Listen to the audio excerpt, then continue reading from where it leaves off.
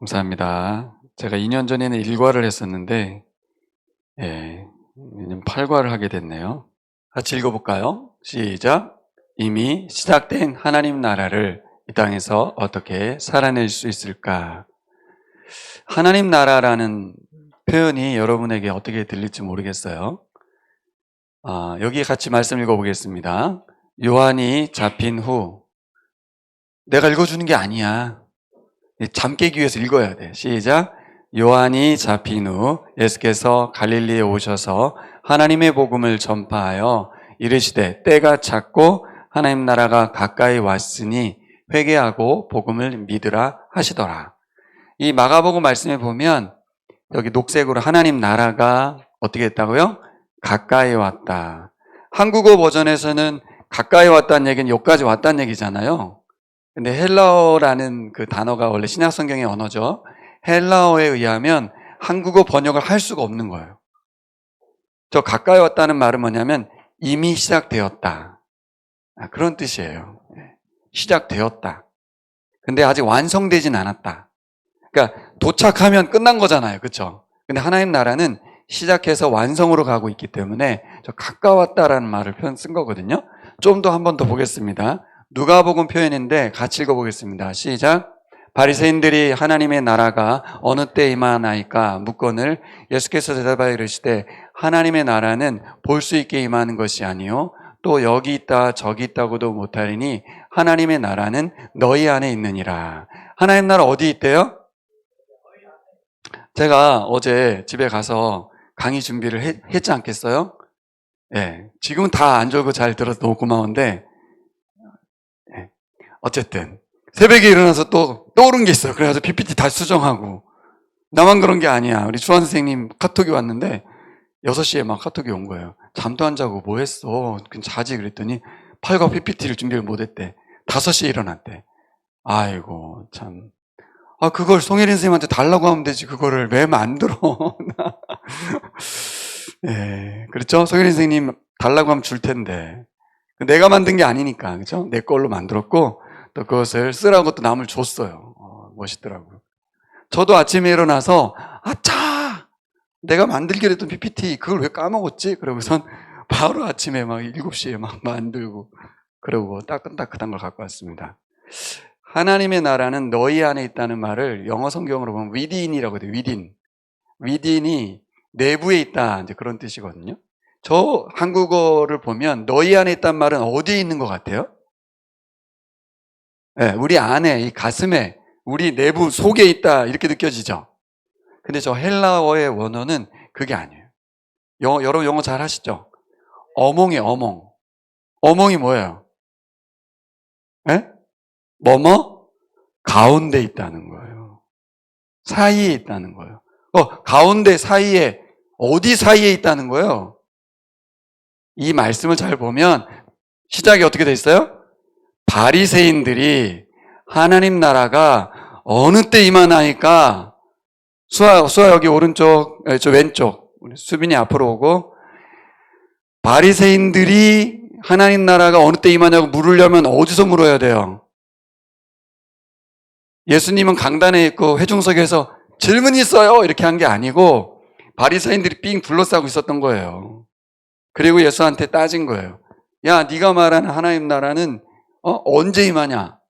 이러니까 예수님이 첫 번째, 하나님 나라는 볼 수 있게 임하는 게 아니다. 굉장히 중요한 말인데 제가 청소년 때 하나님 나라 이해하는 데 너무 도움이 됐어요. 첫 번째, 우리는 천국을 보고 싶어 하잖아요. 하나님의 존재를 보고 싶어 하는데 하나님 나라는 볼 수 있는 게 아니다. 그러니까 너무 안 되는 걸 보려고 하지 마라. 두 번째는 여기 있다 저기 있다고도 못한다. 장소가 아니다 그 말이에요. 그러니까 우리는 천국에 간다라는 표현을 쓰고는 있는데 장소적인 개념으로 이동의 문제가 아니라고 그랬어요. 그럼 세 번째, 하나님 나라는 너희 안에 있단 말은 무슨 말이겠어요? 관계라는 거예요. 관계. 가시적인 물질적인 개념도 아니고, 두 번째는 장소 이동도 아니고, 진짜 핵심 뭐예요? 하나님 나라는 관계라는 거예요. 근데 어떤 관계냐? 너희 안에 있다고 그랬잖아요. 바리새인들 안에 예수님이 계셨거든요. 예수님이 이 땅에, 둘째 사람이신 예수님이 이 땅에 오셔서 그들 가운데 서 있으니까 하나님 나라가 시작됐다는 거예요. 예수님과의 관계가 시작됐어요. 하나님과의 관계가 다시 열린 거예요. 제가 이거 신학교 가서 배웠거든요. 이래서 신학교로 오는구나. 그러니까 성경 공부로 끝날 수가 없는 게, 신학을 한다는 게 이런 의미구나. 원어를 배우면 이게 다르구나. 하나님 나라는 어디에 있다? 너희들 가운데 내가 여기 있기 때문에 지금 여기에 하나님 나라가 시작되었다. 이렇게 말한 거죠. 좀 쉽게 말하면 내가 하나님 나라를 시작했고 내가 완성할 거야. 자, 여러분, 예수님이 지금 어디에 계십니까? 예, 여러분들 마음속에 있다는 얘기를 많이 들었잖아요. 그쵸? 그쵸? 근데 그걸 어떻게 이해해야 되냐면 개인적으로 내 안에 예수님을 집어넣었다 이런 개념이 아니라 관계가 생겼다는 거예요. 이게 어려우면 프로포즈 비유 있었죠? 프로포즈. 여러분 프로포즈 배웠죠? 육과에서? 샬롬이는 프로포즈 했어요? 뭐라고요? 까였다고요? 아직은 이렇게 결혼에 대한 프로포즈는 아니지만 나 너 좋아해. 그래서 상대방이 나도 너 좋아해. 그럼 연인 관계가 되는 거잖아요. 고등학교 1학년이라 할지라도. 그렇죠? 요즘 빠르면 너무 좋아요. 그래서 20살에 결혼했으면 좋겠어요. 그렇죠? 네. 그래서 어쨌든 관계가 형성된다는 게 어려운 얘기가 아니에요. 서로 사랑하는 사이가 됐다 그런 말이에요. 예수님께서 이 땅에 오심으로 해서 신이시기도 하고 하나님의 아들이시기도 하는 그 하나님이신 예수 그리스도와 사람들과의 새로운 관계가 생겼다. 이게 하나님 나라의 시작을 의미하는 거거든요. 그래서 이제 우리가 이제 신앙생활을 정의할 때 신앙생활이 뭘까? 그걸 정의하기에 앞서서 먼저 말해야 될 게 그리스도인이란 뭘까? 같이 읽어볼까요? 시작.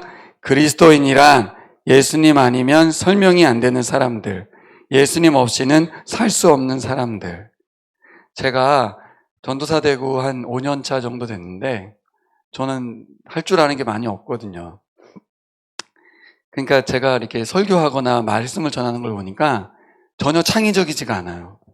그래서 아까 누가 말했는데 목사님 졸리니까 좀 웃겨주세요. 그래서 웃기는 거 못해. 뭔가 새로운 걸 못해요 저는. 근데 뭐는 잘하냐면 조용수 목사님한테 들은 거를 그대로 전달하는 건 잘해요. 제가 보니까 제가 할 수 있는 게 거의 없고 들은 거를 그대로 전하는 걸 하더라고요. 근데 좀 기분이 묘하더라고요. 다른 분들은 보면 되게 창의적이세요. 양정인 목사님 엄청 창의적이시죠? 진짜인지 거짓말인지 꾸며냈는지 잘 모르겠는데 하여튼 되게 창의적인 이야기들이 많이 나와요. 의심이 가. 저게 진짜 사실일까? 그래서 어제 시연이가 와서 물어봤어요. 아빠, 다원이야, 시연이야? 목사님도 모른대. 이게 꿈인 것 같아. 개구리 왕눈이 이거 꿈인 것 같아. 근데 어쨌든 사실이든 아니든 저는 그런 걸 못하는데 여기 이 말씀 있죠. 그리스도인이란이라는 이 녹색 글씨도 제가 이 세미나를 듣는데 저의 또 두 번째 스승이신 임철 목사님이 저 표현을 쓰시더라고요. 그래서 제가 그때 깨달았죠. 30살쯤에 내가 새로운 걸 뭘 하려고 할 필요가 없구나. 내가 들은 좋은 것들을 잘 정리해서 내 거라고 할 필요도 없고 그분도 뭐 본인 거겠어요. 그쵸? 어디서 갖고 온 거겠지? 그래서 전달하는 거구나. 여러분도 이제 캠프 끝나면 저 돌아가실 텐데 내가 아닌 남이 되려고 하고 남과 비교해가지고 내가 좀 더 탁월하고 싶고 그럴 필요가 없어요. 이건 뭐 주한자매한테 뭐라고 한 건 아니고 주한자매가 좀 지혜로웠으면 혜린 선생님한테 PPT 좀 보내달라. 그러면 수고는 누가 하면 돼요? 혜린 선생님만 하면 되는 거거든요.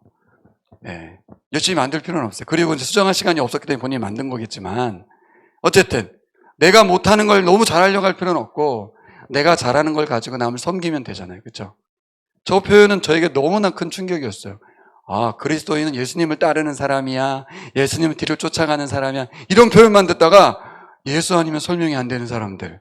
다시 한번 읽어볼까요? 시작. 예수님이 아니면 설명이 안 되는 사람들. 그러네. 예수 아니면 설명이 안 되는 사람들이 이번 캠프에 목사님들, 숙소 섬기는 분들, 그런 분들 아니에요. 그렇죠? 예수님이 아니면 설명이 안 되잖아요. 네, 우리 재연자매는 부산서 KTX 타고 왕복 4번 했어요. 그 비용을 청구도 안 해. 네, 속에서 분명히 줄까? 안 줄까? 이런 생각도 안 했을 거야, 아마. 네. 예수가 아니면 설명이 안 되잖아요, 지금 여러분. 그렇죠? 설명이 안 돼. 두 번째, 예수 없이는 살 수 없는 사람들. 저게 무슨 말일까? 예수님이 없으면 하루하루가 고통인 사람들이야. 또 하나는 예수님 때문에 힘을 내는 사람들. 뭐 여러 가지로 해석될 수 있겠죠. 그러니까 예수님과 관계 있는 사람들이란 뜻이에요. 여러분 관계 있으시죠? 그동안 우리 그리스도인은 어떻게 생각했어요? 뭔가 예수님을 내가 잘 믿고 잘 따라가고 뭔가 아웃풋을 내고 이런 걸 그리스도인이라고 생각했지만 관계가 있으면 그리스도인이라니까요? 거꾸로 해야 돼. In Christ예요.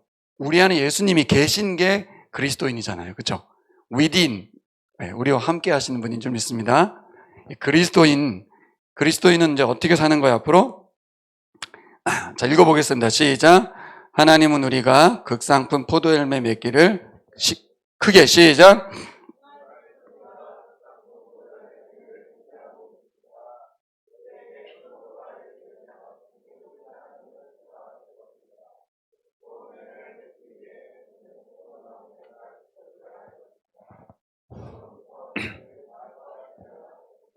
네.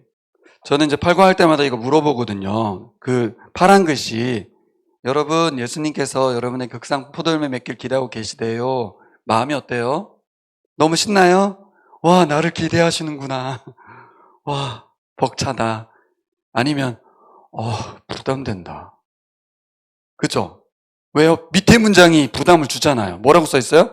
우리에게 포도주가 아니고 신포도가 열리게 되면 농부신 하나님은 실망한다잖아.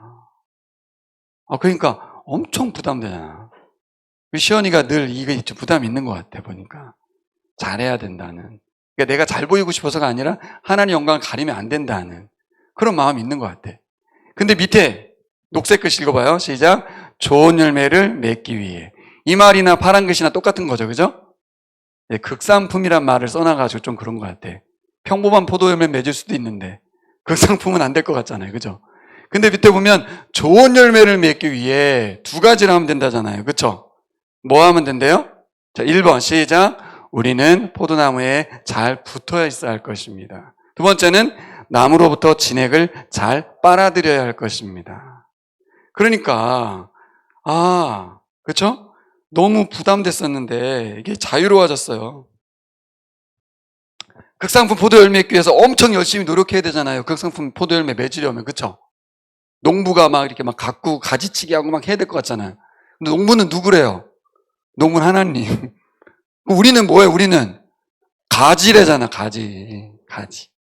그 가지는 어디 붙어만 있으면 되는 거예요. 그쵸? 예, 이 붙어 있다는 표현이 뭡니까? 교회에 잘 다니라는 뜻이에요. 예수님이라고 하는 공동체, 예수님 있는 사람들의 공동체인 그리스도인이니까 교회에 소속돼 있어야 된다는 뜻이죠. 제가 우리 교회를 23년, 총 21년을 있었는데 교육자 중에 20년 넘게 한 교회에 이렇게 다닌 사람은 거의 없더라고요. 2년, 3년 이렇게 바뀌는데 그러다 보니까 교회라기보다는 좀 직장 같은 느낌? 근데 저는 부목사님이었지만 전사님이었지만 교회를 섬겼어요. 교회에 소속돼 있었고. 그러니까 저는 그리스도인의 삶을 누렸죠. 여러분도 마찬가지예요. 가능하면 웬만하면 교회 옮겨버릴까? 어른들만 생각하는 줄 알았더니 애들도 많이 하더만. 학원 바꾸듯이 그냥. 그쵸? 그러지 말고 참으세요. 네. 그래서 좀 더 있어 보세요. 좋은 날이 올 거예요. 교회 가면 어른들이 막 시끄러운 일도 생길 수 있죠? 그래도 좀 있어 보세요. 교회에 붙어 있어야 돼요. 떠나면 또 다른 교회로 옮기면 이게 쉬운 일이 아니에요. 뭐라고 첫 번째? 좋은 열매를 맺는 거는 첫 번째 원리는 뭐다? 교회에 잘 붙어 있는 거예요. 근데 붙어 있기만 하면 돼요? 두 번째 원리 시작. 나무로부터 진액을 잘 빨아들여야 된다. 이 빨아들이는 작업을 우리가 하는 거예요. 붙어있는 작업과 빨아들이는 작업. 이게 팔과의 핵심 내용입니다. 조영수 목사님이 팔과 마음 열기 너무 잘 쓰셨죠? 저는 마음 열기를 거의 1시간 동안 해요. 왜냐면 마음을 열려고 그런 게 아니라 거기에 모든 게 들어있거든요, 지금. 네. 자, 다음 문제, 이건 넘어가고, 너희가 원하는 걸 하지 못하도록 페이지 펴겠습니다. 자, 88페이지, 89페이지 2번까지 조별로 풀어보겠습니다. 자, 짧게 드리겠습니다. 3분. 지금부터 3분. 자, 1번 문제 들어가겠습니다. 자, 여러분 육체의 소욕과 성령의 소욕이 어떻게 된다는 거예요? 서로 싸운다는 거죠. against. 대적한다라는 단어인데 맞서 싸운다. 다른 표현로 하면 서로 가는 길이 다르다. 딴 길로 가는 거예요. 육체의 소욕이 성령의 소욕. 이 그림을 새벽에 제가 일어나서 그렸어요.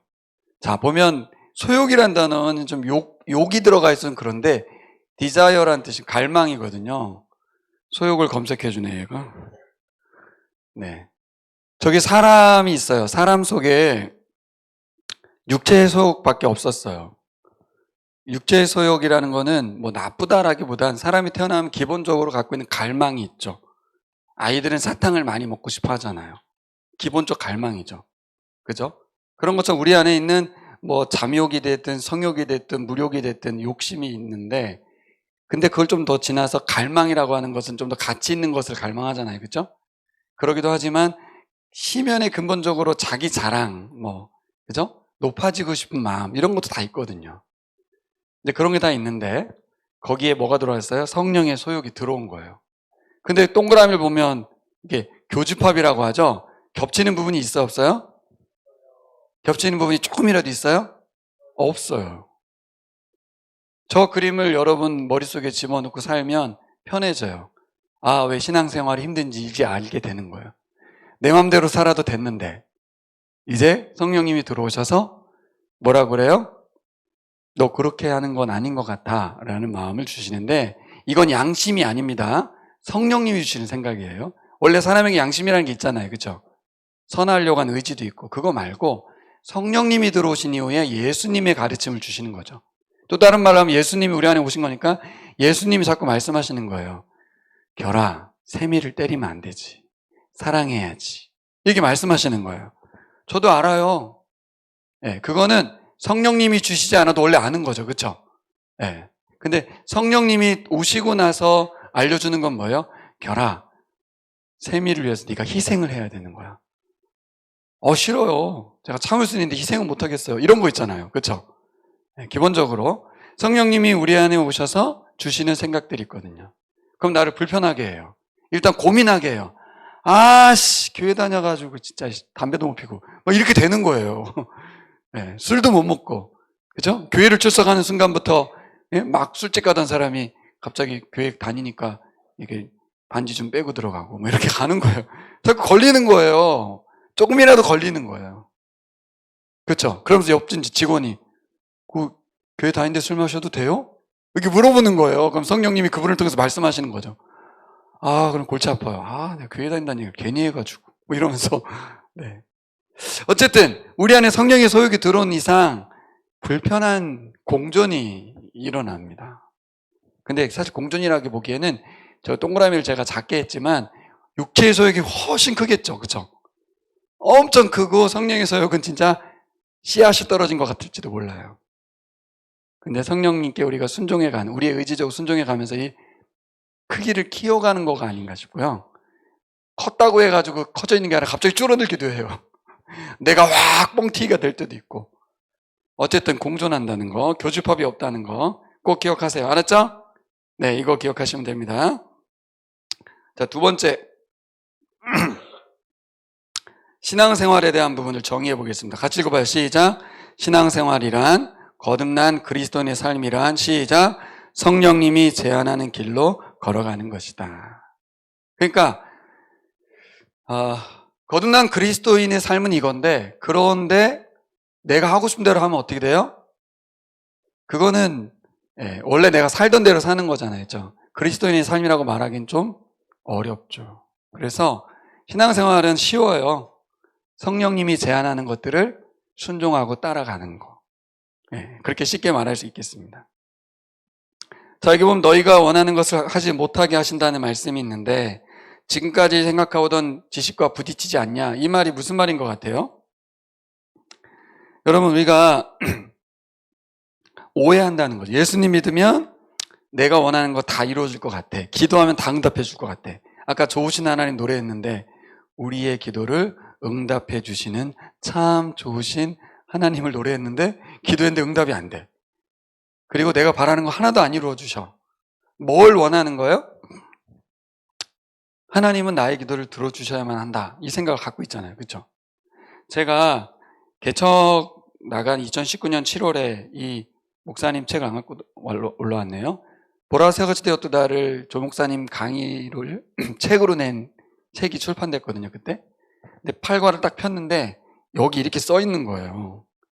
성령님이 우리 안에 오신 이유는 네가 원하는 것을 하지 못하게 하려고 들어왔다. 제가 엄청 웃었어요, 제가. 와, 너무 웃긴다, 이거 막. 근데 설교를 안 들은 것도 아니고, 보라 강의를 수십 번을 들었는데, 글로 읽으니까 또 다르더라고요, 여러분. 글로 읽으니까 확 들어왔어요. 진짜? 그래서 막 웃었어요. 왜 웃었을까요? 저도 목사님이 되었지만, 여전히, 은근히 예수님 믿으면, 성령님이 우리 안에 오시면, 나를 도와주시고, 내가 원하는 거를 이루는 데 있어서 힘을 발휘해주는, 성령은 능력이라고 하잖아요. 그죠? 사도행전에서. 힘써서 나를 도와줄 것이라고 하는 그 생각만 있었던 거예요. 근데 성령님은 우리 안에 왜 오셨대요? 읽어봐요. 시작. 방해하려고 오셨다. 헐! 어제 영접을 잘못한 거야. 잘못한 거야. 그쵸? 아니, 내 안에 오신 이유가 나는 좀 유익하고 도움받으려고 지금 영접을 했는데, 뭐라고 그래요? 방해하려고 오셨다는 거예요. 뭘 방해한다는 거예요? 내가 원하는 걸 못하게 하러 오셨대요. 감동이 되시죠? 저처럼 막 웃음이 나죠? 막. 네. 여러분, 생각을 바꾸기는 어려울 텐데 이 말에 동의하기가 어려울 수도 있는데 성령님은 계속 여러분 속에서 그런 작업을 하실 거예요. 여러분, 내 마음대로 사는 건 죽는 길이에요. 한번 보세요. 미안하지만 우리 부모님들 한번 보세요. 마음대로 사시는데 잘 되시던가 마음대로 뜻대로 되시던가. 안 돼요. 안 되는 거 다 보면서도 우리는 마음대로 살려고 해요. 아니에요. 성령님이 원하시는 대로 살아가려고 하면 될 것 같아요. 그렇죠?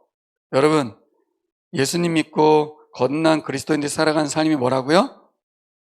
성령님이 제안하는 길을 따라가는 거다. 내 안에 오신 성령님께서 이제 말씀하실 거 아니에요? 그렇죠? 지혜야, 이렇게 하는 게 좋겠어 라고 하면 내가 그리스도인이기 때문에 그 길을 걸어가는 것이죠. 자, 방해하려고 오셨다 썼죠? 자, 2번 가겠습니다. 이것도 읽겠습니다. 시작.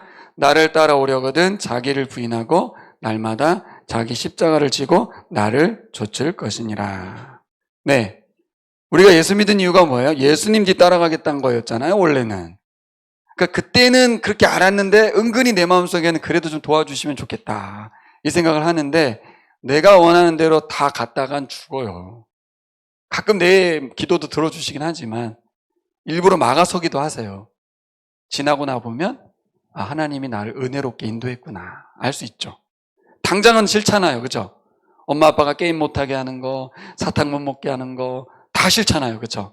근데 지나고 나서 보면 자기도 엄마 아빠 대봐 자녀한테 게임 못하게 하고 그죠? 사탕 못 먹게 하고 다 그렇게 하잖아요. 그죠? 어릴 땐 이해가 안 되는 거라서 자, 우리가 원한 건 뭐예요? 예수님 뒤를 따라가겠다는 결단이었다는 거 잊으면 안 돼요. 알았죠? 자, 그러니까 우리가 살아가는 게 부딪히잖아요. 어떻게 부딪혀요? 내가 원하는 대로 내가 하고 싶은 대로 살고 싶은 내 마음과 내 안에 오신 예수님께서 나의 뒤를 따라와 내가 갔던 낮은 길로 가. 그러니까 계속 부딪히는 거죠. 그건 당연한 겁니다. 그래서 포기하실 사람, 어제 내가 영접한 거 물리겠어요 할 사람, 예수님 나가주세요 이렇게 할 사람, 눈치 안 봐도 돼. 알아서 할 거니까 나는 뭐 걱정하지 않아도 돼. 주님이 알아서 나가주시지 않으실 것 같아요. 아마 내가 보기엔 이미 낫장 불입이라고 알아요? 고스톱을 치다 보면 이렇게 내리면 이제 안 돼. 아는 사람만 아는군요. 네. 자, 우리 2번 가겠습니다. 육체의 소욕을 따라 살 때 우리는 어떤 삶의 열매를 맺고 살죠? 그 열매들 기록했었죠? 여기 나와 있어요. 같이 읽어봅시다. 시작. 음행, 더러운 것.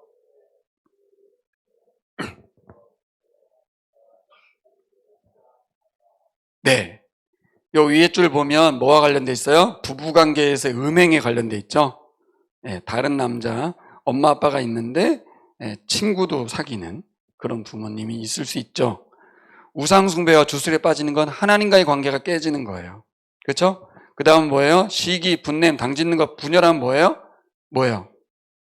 사람들과의 관계에서 문제가 되고 있는 것이죠. 이걸 샬롬의 도표를 통해서 살펴볼 수 있죠. 그렇죠? 하나님과의 관계, 이웃과의 관계, 또 자신에 대한 것. 그래서 전부 뭐예요? 이 모습들은 공동체를 깨트리는 거예요. 근데 여러분 저기 보세요. 저 PPT 보세요. 저게 예수님 믿는 사람 안에서 나타나는 거예요? 예수님 안 믿는 사람 안에서 나타나는 거예요? 안 믿는 사람. 그렇지. 우리 안에 나타나지 않을 것 같잖아. 그죠? 근데 갈라디아 교회에게 쓴 편지거든요. 그러니까 예수님 믿는 사람도 음행을 하더라. 더러운 짓도 하고 호색도 하더라. 예수 믿으면 다 변하는 거 아니에요? 아까 그림 그려줬잖아.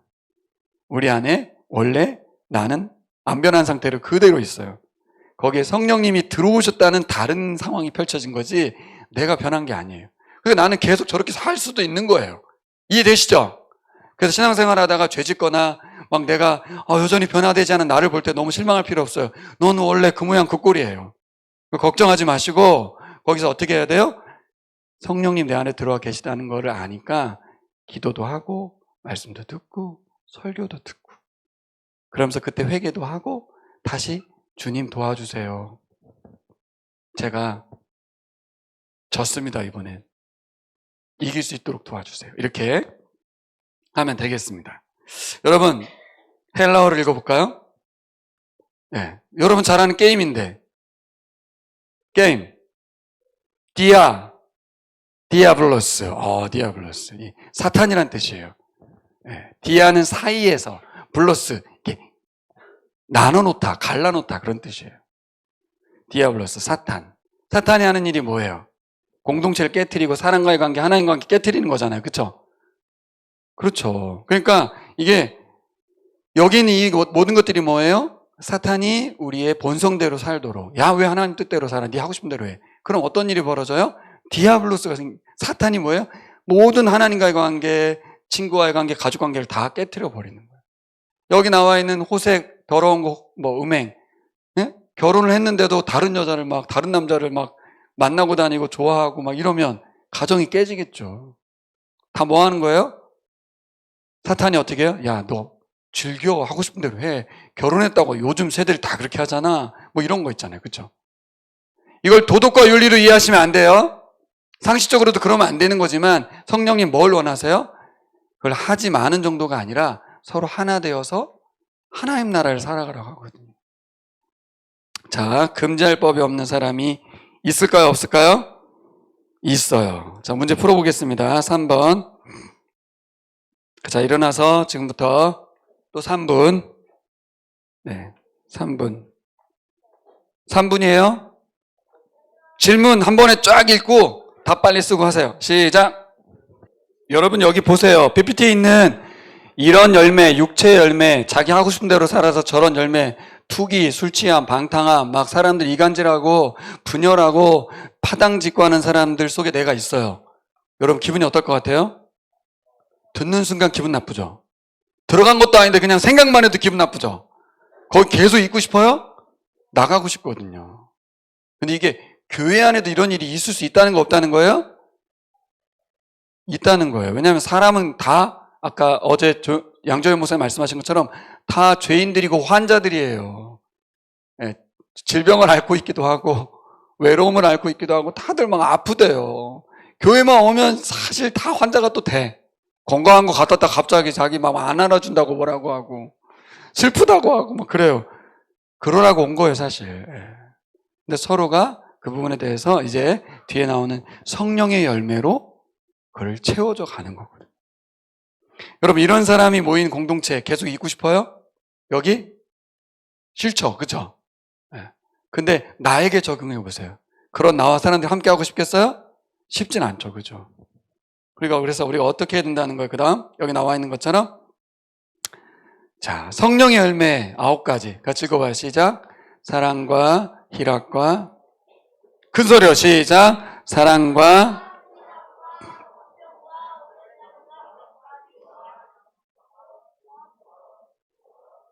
네. 이 열매들을 한 열매로 포함시키면 어떤 열매에 해당될까요? 네? 어떤 열매? 사랑. 사랑이라는 열매에 다 포함시킬 수 있을 것 같아요. 그래서 여러분, 내가 사랑하고 산다면 그 사람은 성령의 사람입니다. 연애한다는 거 말고, 네, 연애하는 거 말고, 내가 진짜 사랑하고 살고 있다면 그 사람은 성령의 사람이에요. 근데 사랑하지 못한다는 건 뭐예요? 분노하고 미워하고, 그 사람은 어떤 사람이에요? 성령님이 내 안에 계시긴 하나 자기 마음대로 사는 사람이에요. 그럼 여러분, 저 사랑, 희락, 기쁨, 화평, 오래 참으면 제일 힘들죠? 막 인내하는 거 어떻게 맺을 수 있어요? 저는 저 성령의 열매를 처음 접했을 때 이렇게 이해했어요. 아, 저거를 맺으라고 노력해야 되는 거구나. 그래서 열심히 노력했어요. 참으려고 했어요. 네, 억지로 충성하려고도 했고요. 온유해 보려고도 했어요. 되게 딱딱한데 뭐 부드러운 척하고 막 엄청 열심히 노력했어요. 노력 열심히 했다니까 진짜. 여러분도 하고 계시죠? 저 열매를 맺어보려고 부단히 부단히 노력하고 있어요. 근데 되던가요? 안 돼요. 자, 보면 왜 내가 참으려고 했는가?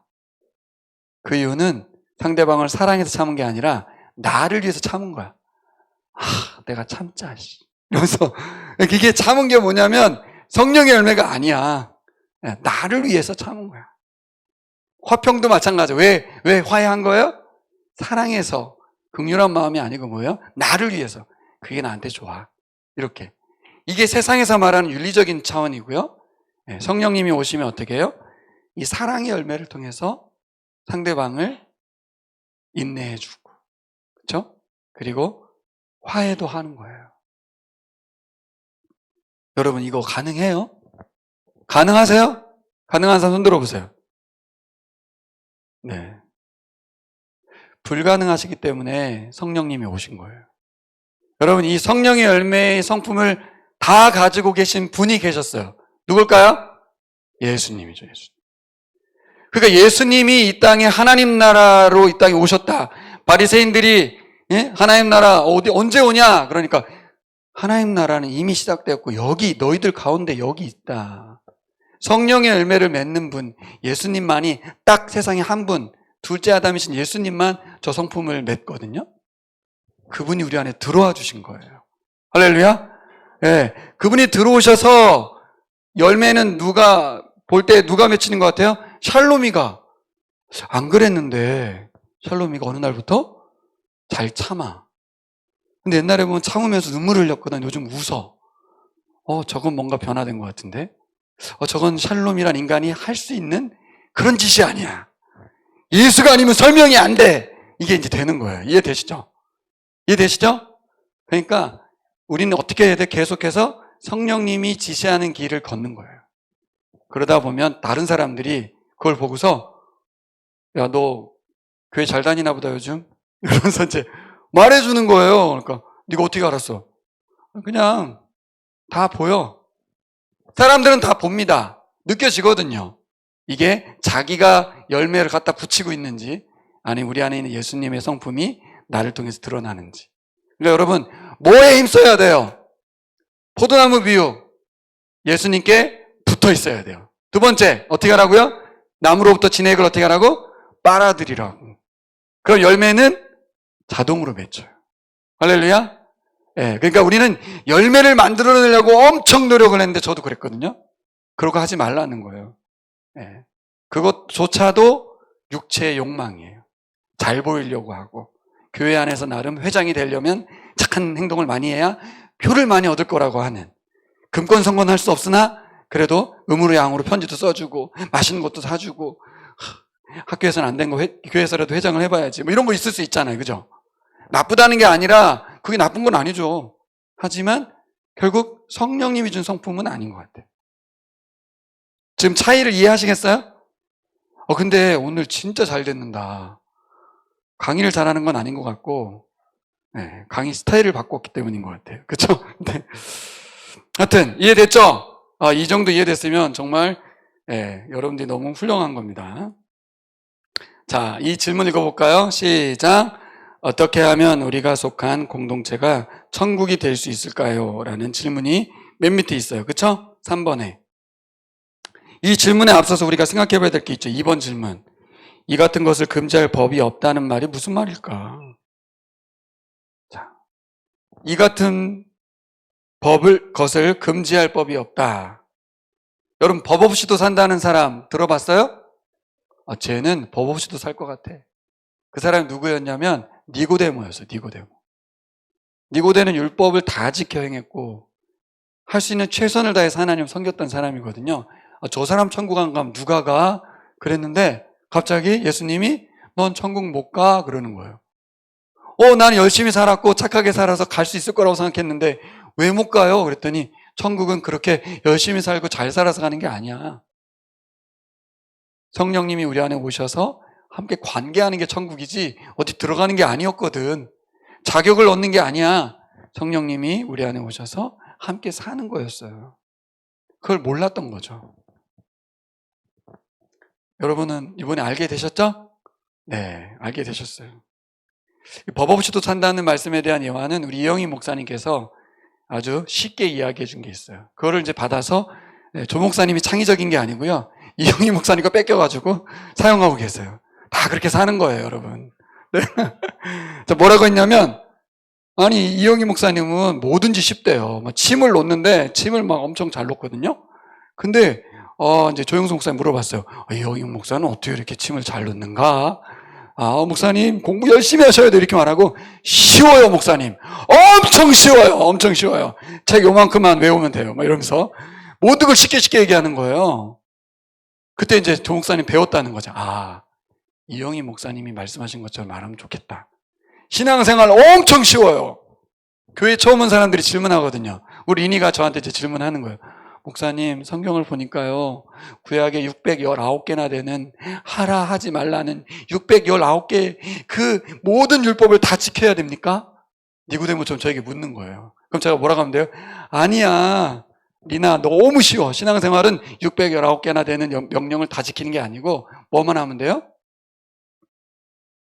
성령님이 가라고 하는 길을 걸으면 되는 거예요. 그 핵심은 사랑하는 거예요. 사랑은 율법의 완성이라고 예수님이 그러셨잖아요. 우리 인간적인 사랑 말고 우리 안에 있는 예수님이 계셔서 그 사랑을 조금씩 해낼 때 그때 우리는 율법을 다 지킨 거나 다름이 없다고. 그러니까 율법을 다 지키는 쪽으로 갈 게 아니라 사랑하려고. 사랑은 용서를 포함하죠. 화해도 포함하고 있습니다. 그를 사랑하기 때문에 용서하는. 엄마 아빠가 잘하는 거죠. 우리들은 잘 안 되는 거예요. 관계가 있기 때문에 사랑하는 거거든요. 결국 왜 용서하고 왜 사랑해요? 그도 예수님이 십자가를 지셔서 죽어서 살린 존귀한 존재라는 것을 인정하기 때문에 용서하는 거예요. 나도 그 사랑에 감복해서 회심한 사람이기 때문에 너나 나나 도찐 개찐 다 죽을 위기에 있었던 사람인데 주님께서 용서해 주셨기 때문에 나도 널 사랑할 수밖에 없어. 용서할 거야. 이런 표현 다 하면 걔는 기분 나쁘잖아요. 재수없잖아. 그쵸? 엄청 막 뻐기면서 막 용서하는 것 같잖아. 한마디 하는 거예요. 괜찮아. 그 모든 건 내 안에 담고 있으면서 한마디만 하는 거예요. 괜찮아. 그럼 그 친구가 진짜? 괜찮아. 진짜 괜찮으니까. 네.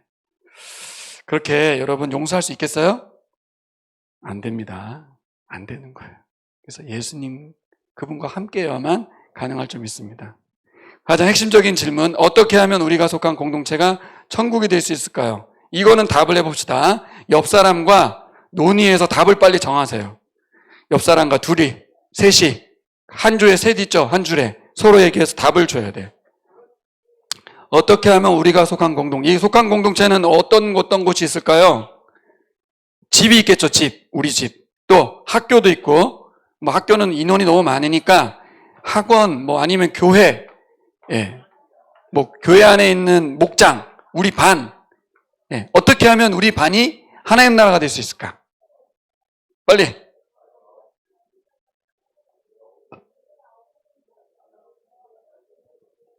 아까 목사님 설교를 잘 들은 사람은 답을 잘할 것 같아. 어떻게, 하나님 나라가 어떻게 되는 거라고 했더라? 어떻게 되는 것더라? 한 2가지 정도 답이 나오면 끝내줄 것 같아. 네.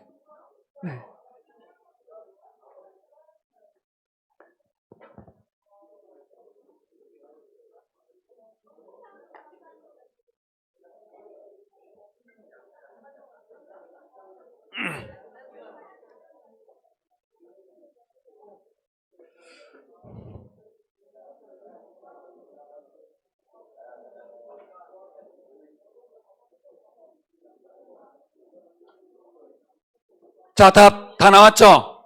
자, 우리죠. 이거는 진짜 정답인 것 같다. 이거 자신있게. 우리 샬롬이. 샬롬아, 너가 말하면 안 되고, 너는 조장이잖아. 혹시 조언들 중에서 말할 수 있는 분이 계시면. 자, 빨리.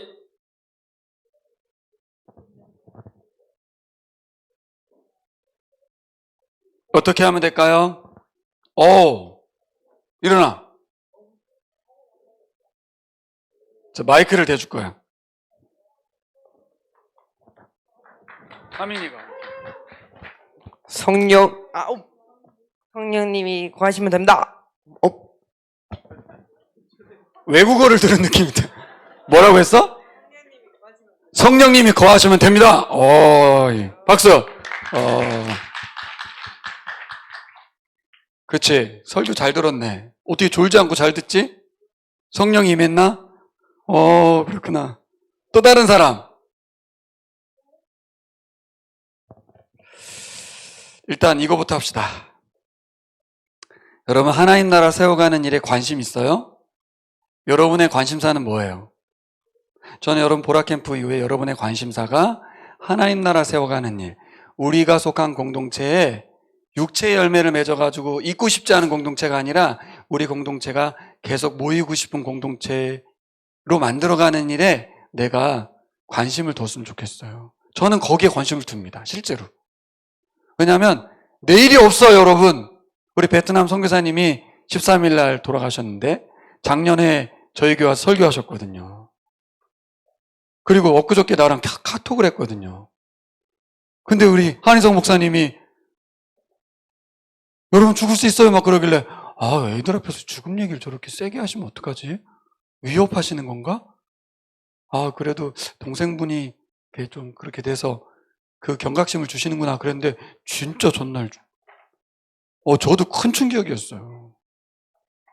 우리 교회에 있는 중국인 자매에게 세례를 주셔서 작년 결혼식 때 비행기 타고 오셔가지고 기도해 하셨거든요. 그저께 새 카드 보내가지고 성교사님 인사하고 막 그랬는데 그냥 56살인데 심근경색으로 세상을 떠났다는 거죠. 모두의 충격을 빠뜨리신 거예요. 내일 지구가 멸망하면 뭐 할래요? 사과나무 심을 거죠. 그게 어떤 의미예요? 내가 죽더라도 사과나무를 심어서 어떻게 하겠다는 거예요? 다른 사람들이 먹을 수 있도록 의미 있고 가치 있는 일을 해보겠다는 거 아니겠어요? 제 딴에는 그렇게 생각해요. 그건 세상 사람들이 하는 일이고 우리는 뭐 할 거예요? 우리는 이 세상에 예수 믿는 사람들의 공동체를 하나님 나라를 확장해가는 일을 하고 싶어요. 여러분 하고 싶어요? 아직 관심이 없잖아요. 관심은 대학. 이 대학을 여러분이 관심 갖고 싶어서 그런 게 아니죠. 대한민국에 태어나서 그런 거예요. 그거 빨리 깨달아야 돼요. 나는 기계화되어 조종된 관심사를 갖고 있는 거예요, 지금. 오직 넌 쓸데없는 생각하지 말고 공부나 해!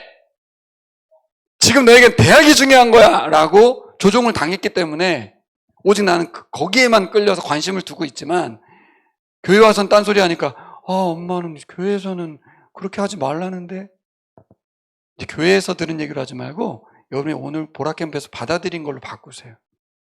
나의 관심사를 현재적인 관점에서 내가 속한 공동체를 하나님 나라로 확장해가는 그 일에 여러분 신경 썼으면 좋겠어요.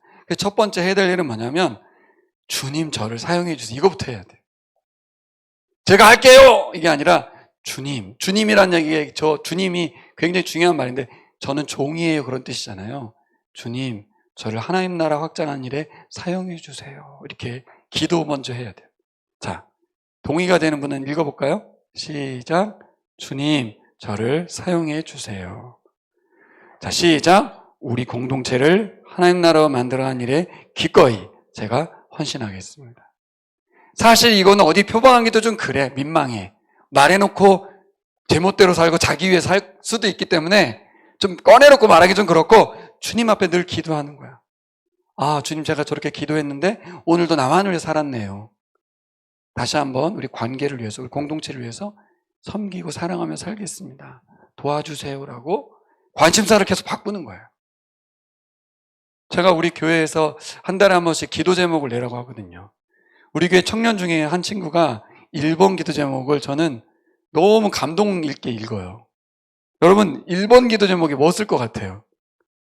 이 친구는 뭐라고 써있냐면 주님 성경을 읽을 때 그냥 막 읽어지지 않고 깨달아지고 이해가 되도록 주님 도와주세요. 그렇게 써있어요. 여러분 그런 기도 받아본 적 있어요?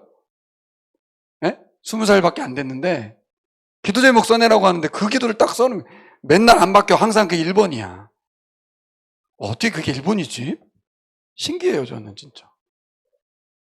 본인은 그냥 쓴 건데 저는 평가를 하는 게 아니라 기도 제목이 어떻게 자기중심적이지가 않고 하나님의 말씀이 읽혀지게 해달라고 그냥 막 읽지 않게 해달라는 기도가 가능할까?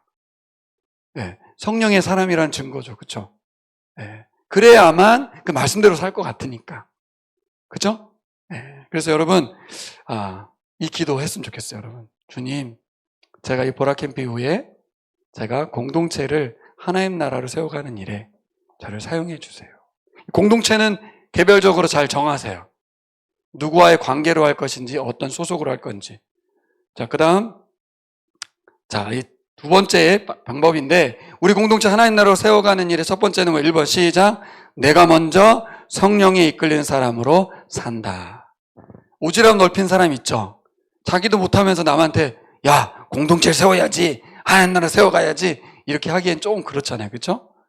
우리가 먼저 성령의 음성을 듣고 성령의 지시함을 받는 대로 순종하는 그 길을 걷는 사람으로 살아가야 될 필요가 있어요. 되고 난 다음에 하라는 얘기는 아니에요. 그렇게 살면서 두 번째 시작. 다른 사람을 한 명씩 성령에 이끌린 사람으로 세워서 성령 충만한 사람 비율을 높여간다. 자, 저를 보세요. 우리 가족이 6명이 있어요. 그러면 저만 예수 믿어요. 그럼 비율이 어떻게 돼요? 6분의 1이잖아요. 그렇죠? 거기서 한 명을 전도했어요. 그리고 교회 왔어요. 보라를 양육을 했어요. 그래서 예수님 만났어요. 그러면 6분의 2가 되죠. 그렇죠? 그럼 6명 중에 2명이 예수 믿는 사람, 성령의 사람이 됐어요. 그럼 분위기가 어떻게 될까요? 이게 신기한 건데 6분의 2 비율이 아니에요. 이 2명이 나머지 4명에게 영향을 주기 시작해요. 그래서 한 명을 또 둘이 포섭해가지고 한 명을 더 전도했어요. 그 6분의 3, 50%가 됐어요. 거기가 어떻게 될까요? 거기 천국이에요, 천국 여러분. 50% 비율이거든요?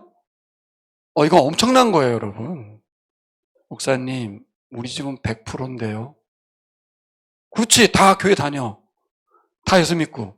근데 각자가 자기 멋대로 살아. 그거 안 된다, 그 말이야. 성령님께 순종하고 열심히 막 이렇게 하나님 따라 살아가려고 하는 발버둥. 아까 성령의 열매로 말하자면 사랑하려고 혈안이 된 사람들. 그 6명의 가족 중에요. 이 3명이 사랑하려고 혈안이 됐어. 그러니까 나머지 3명에게 계속 사랑을 하는 거야. 그럼 천국이죠, 여러분. 100%는 없어요. 물론 6명 다 되면 좋겠지만 전 세계 보고만 일어나지 않아요. 그런 건 없어요, 여러분. 우리 공동체가 최선을 다해서 예수 믿는 사람, 성령이 이끄는 사람으로 늘어가는 거죠. 그래서 1번은 예수 믿는 사람이 되는 거고, 2번은 성령이 이끌리는 사람이 되는 거고, 3번은 아마 그 성령이 이끌리는 것이 일상에서 잘 펼쳐지는 데까지 가야겠죠. 이것을 위해서 우리가 보라캠프 와서 이 원리를 배우는 줄 믿습니다. 너무 잘 듣는다. 와. 녹화하고 있어. 여러분 좋은 거 알지? 이제까지 한 거 다 녹화했으니까 집에 가서 방학 남은 기간에 천천히 좀 보면 좋겠어. 조영수 목사님의 2번째 날 설교도 내가 이제까지 30년 넘게 설교 들었는데 최고 좋았어. 다 들어봐. 너무 좋아, 너무 좋아. 현재가 제일 좋은 거예요, 여러분. 아세요? 네. 자, 4번. 같이 읽어요, 준비. 시작. 지금까지 행복을 위해 무엇을 추구하며 살았습니까? 그것을 무엇을 투자하셨습니까? 옆 사람하고 빨리. 자, 이제 나 10분만 더 하고 끝낼게. 빨리 2분 더 줄까, 2분. 나머지 8분만 쓰고 끝낼 거예요. 목사님 약속대로 딱 1시간만 강의하는 거야, 지금. 자, 빨리 지금까지 행복을 위해서 뭘 추구하며 살았는지, 뭘 투자했는지. 아무것도 안 했대. 그것도 좋은 방법이야.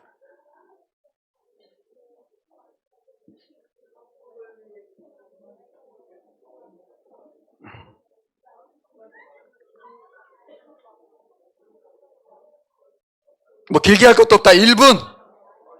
빨리빨리. 행복을 위해서 뭐를 했어? 체력 단련했어? 뭐 했어? 엄마 아빠 말씀 순종했어?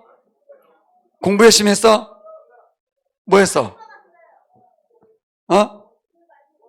오케이. 자, 학생들은 행복을 위해서 뭘 했는지 저는 궁금한데 이따가 소그룹에서 나눠보세요. 이거 진지한 고민이어야 돼요. 내가 생각해보니까 행복을 위해서 난 이렇게 사는 것 같아. 근데 아까 여기 어린이 대답이 정말 정답인 것 같아.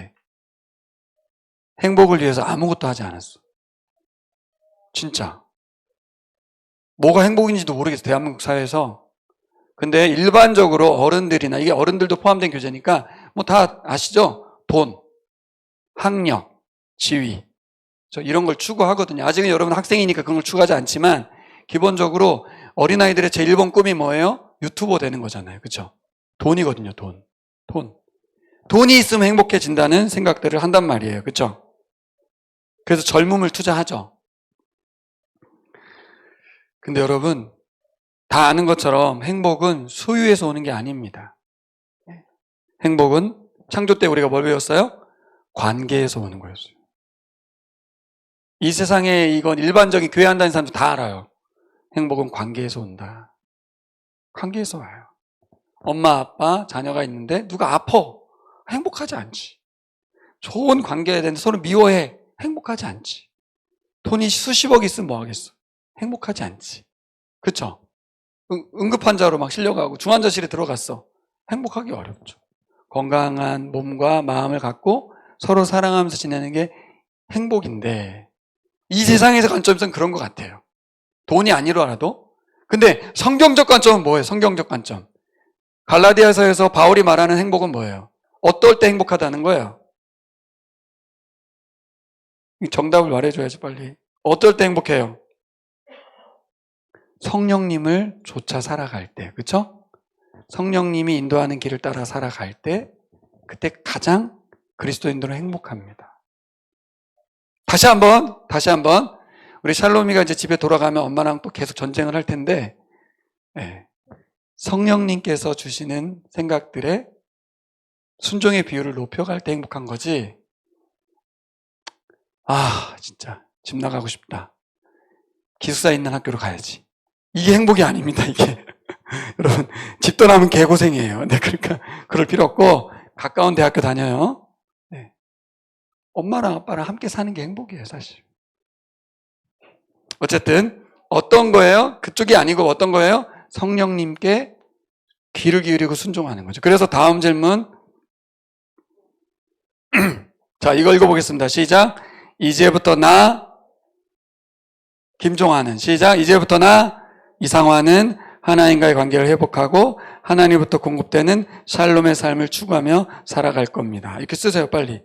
행복하기 위해서 내가 뭐 할 건지. 이제부터 나는 하나님과의 관계를 회복하고 하나님부터 공급되는 샬롬의 삶. 자, 보세요. 샬롬의 삶을 내가 추구하는 거예요? 하나님이 공급해 주시는 거예요. 그러니까 그 파이프라인을 막으면 안 돼요.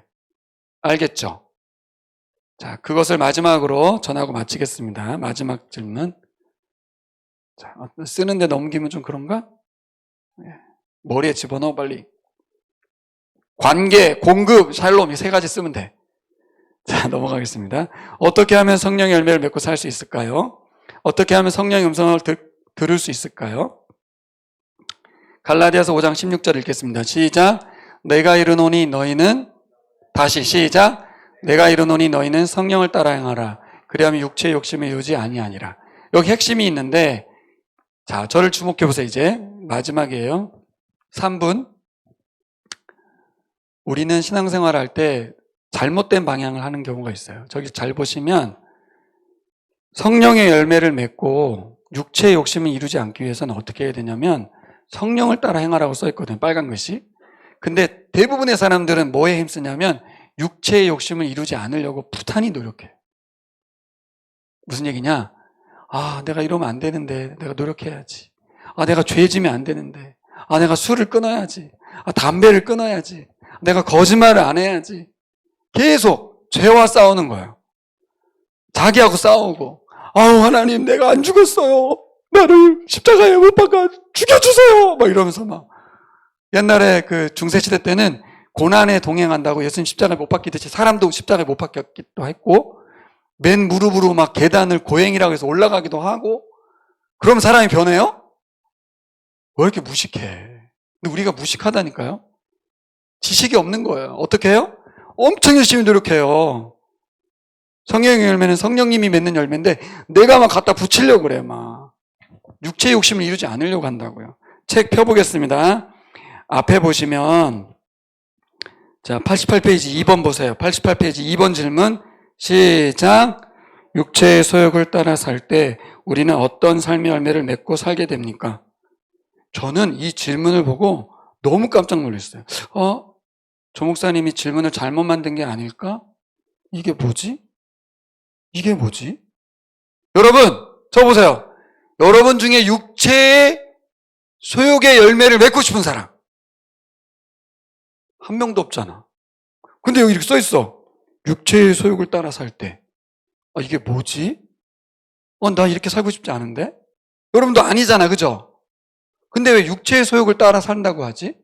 육체의 소욕을 따라 사는 게 뭐죠? 누가 육체의 소욕을 따라 살고 싶어요? 그런 사람 한 명도 없는데. 근데 왜 육체의 소욕을 따라 살아요? 이거는 거꾸로 저 말씀만 가지고 해석하면 돼요. 육체의 소욕을 따라 산다는 게 어떤 말인지 여기 써 있어요. 성령을 따라 행하지 않는 거예요. 성령님의 음성에 귀를 기울이지 않는 거예요. 내 안에 성령님이 들어오셨지만 전혀 관계하지 않는 거예요. 성경 보지 않고 기도도 좀 안 하게 되고 예배도 가끔 빠지는 게 아니라 거의 밥 먹듯이 빠지고.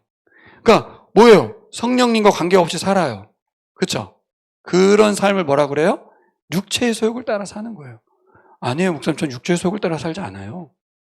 자, 이 그림을 가야지 그럼. 자, 이거 굉장히 중요한 그림이라.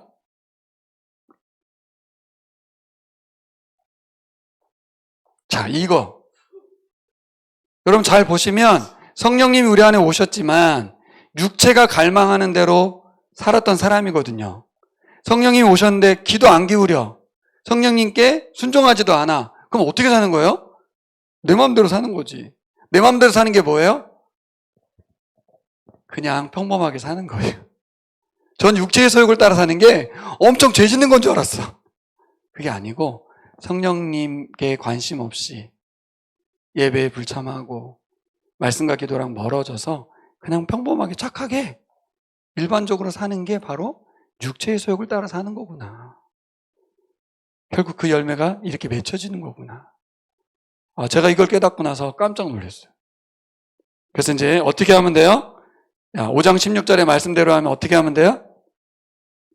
자, 5장 16절 읽어봐요. 시작. 내가 이르노니 너희는 성령을 따라 행하라.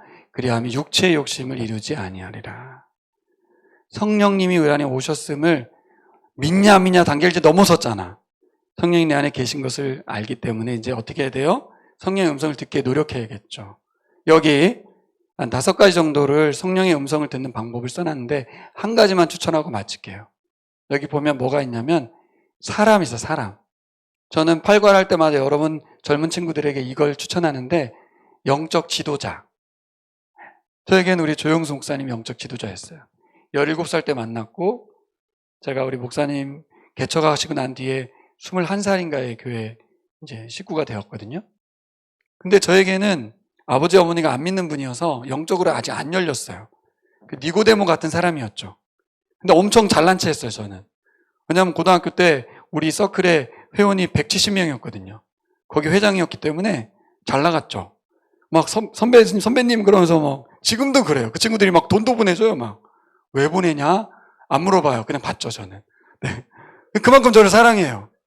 벌써 30년 된 만남인데 그 친구들 저를 존경하거든요. 근데 저는 신앙적으로 1도 신앙이 없었어요, 사실은. 그걸 몰랐어요. 언제 알았냐? 회사 취직하고 알았어요. 취직하고 나니까 성경도 못 읽어. 기도도 못해. 아브라함의 아들이 야곱인지 야곱의 아들이 이삭인지 이게 순서도 헷갈리는 거예요. 교회를 아무리 다녔어도 제대로 성경도 읽어보지 않아. 공부도 못했어. 지식도 짧아. 아무것도 모르는 거예요. 근데 제가 이렇게까지 목회자가 될 때까지 우리 조 목사님께서 함께 해주셨거든요. 그래서 여러분 붙들어야 돼요. 저는 우리 목사님 붙들고 여기까지 쫓아왔어요. 이렇게. 결국은 누가 날 따라오라고 안 해요. 여러분 요새 내가 그분과 관계를 맺어가는 거예요. 두 번째는 우리 서연이도 왔지만 35살에 우리 임철 목사님 만나서 큐티를 깊이 배워서 그분과 함께 또 지금까지 긴 시간 교제하고 있거든요. 영적인 친구. 네. 목사님하고 저하고 친구가 됐어요.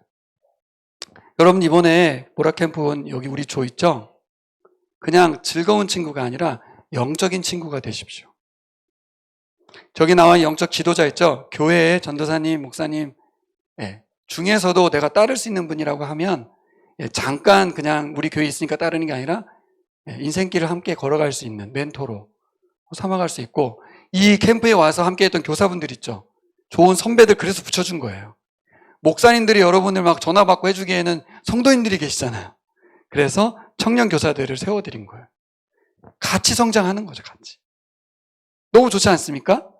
그래서 제가 30살 될 때까지는 아마 전도사를 26살이 됐는데 그때까지도 안 열렸던 것 같아요. 30살쯤 돼서 영적으로 이제 열리기 시작했어요.